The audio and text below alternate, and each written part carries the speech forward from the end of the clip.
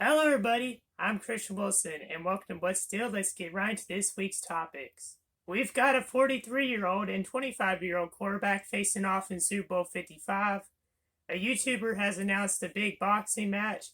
A general manager has been suspended by the NHL, and there's a lot more. But first, we gotta talk about the conference championship games in the NFL this past Sunday.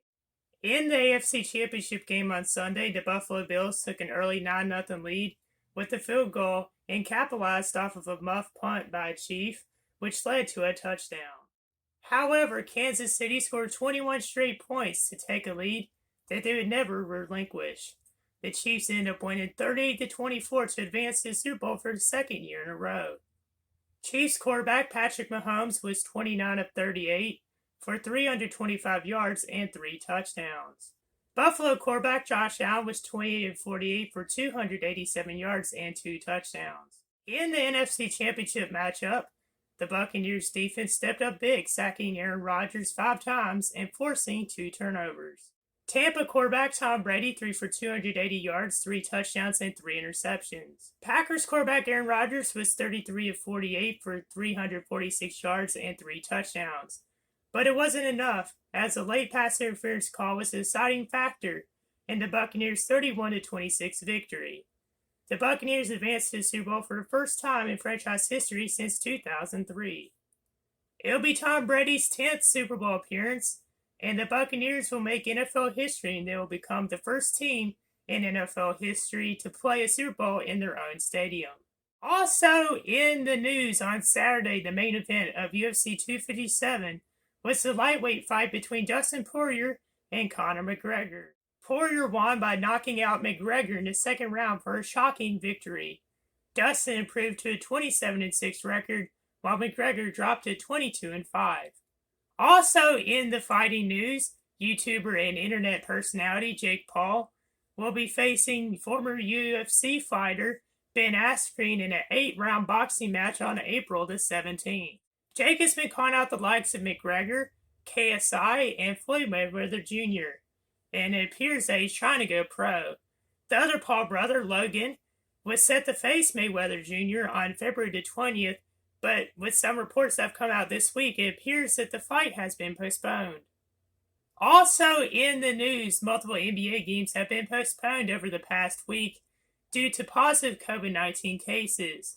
Some stars, including Clippers forwards Kawhi Leonard and Paul George, have not joined their teams on flights for away games. On Saturday, Golden State Warriors guard Stephen Curry moved into second place on the all-time made three-pointers list, passing Reggie Miller in a 127-108 loss to the Utah Jazz. Curry is now 411 three-pointers behind first-place Ray Allen, who, like Reggie Miller, is in the NBA Hall of Fame.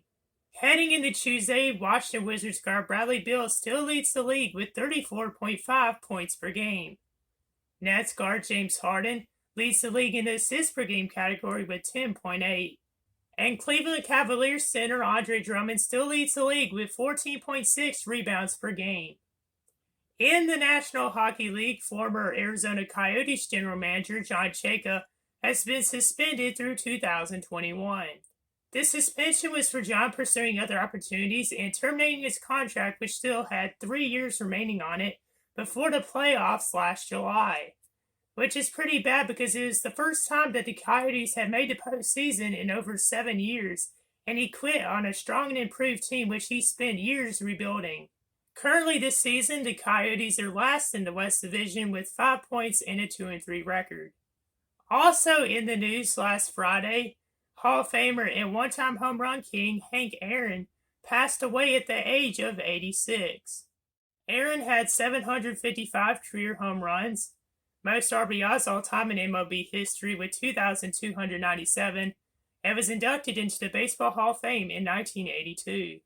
Our thoughts and prayers are with his family and friends. And lastly, in the news, on Tuesday 1 year ago, January the 26th, was the tragic crash that claimed the lives of Kobe and Gianna Bryant along with 7 others.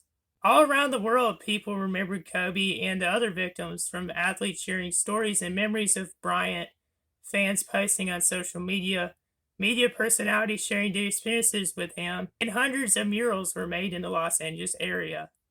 In the NBA, tribute videos were made before games.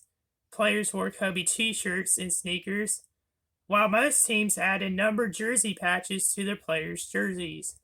Our thoughts and prayers are with the families and friends of the victims who were involved in that tragic event 1 year ago. You can check out my show each week on YouTube, Instagram, and Facebook. With this week's sports update, I'm Christian Wilson. See you in the next one.